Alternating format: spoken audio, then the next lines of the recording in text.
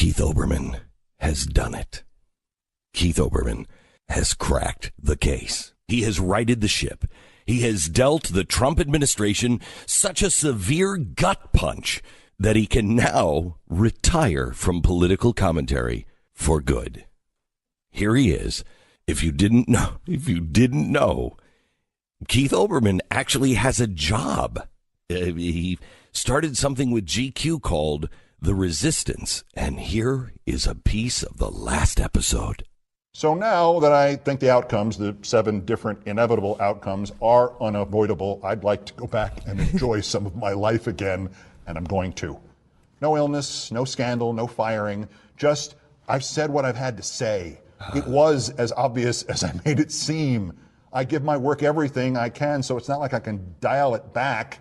And I think even this dim-witted world of American political TV reporting, which is still calculating how to get Trump's idiot supporters to watch their networks and still waiting for Trump to pivot, even it can carry this the rest of the way. So I am retiring from political commentary in all media venues. And the crowd cheers.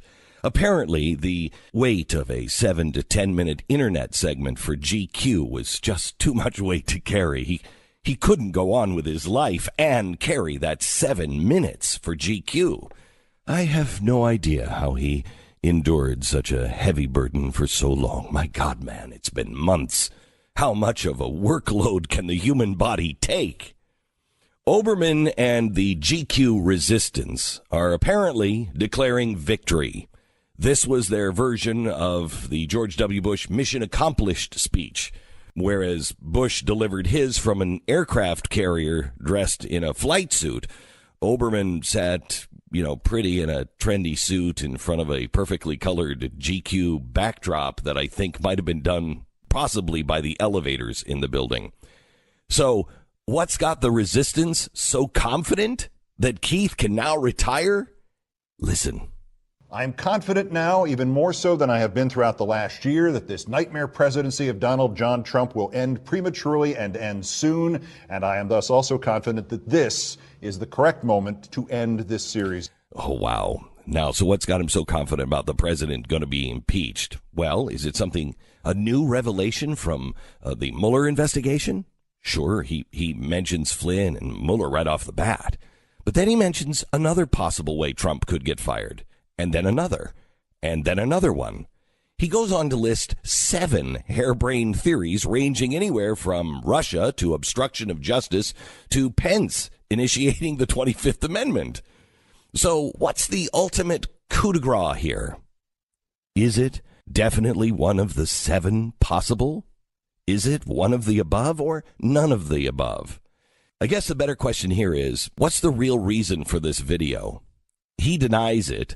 But was he actually fired? Maybe Keith's going back to ESPN. I don't know. But like they say on SportsCenter, or so I'm told, and I think everyone can, I think I can speak for everyone that watched the video. Hey, Olbermann, come on, man. Did I get that right, Stu? That's way better than I expected. Good, right? Yeah, good. The ESPN line was written by Stu Bergier. Trying to make me sound like you knew what you were talking about? I knew exactly what I was talking about. By the way, how can 7 different outcomes be inevitable? I'm not really sure. Is that possible? No, not really. But in Keith's world, everything is possible.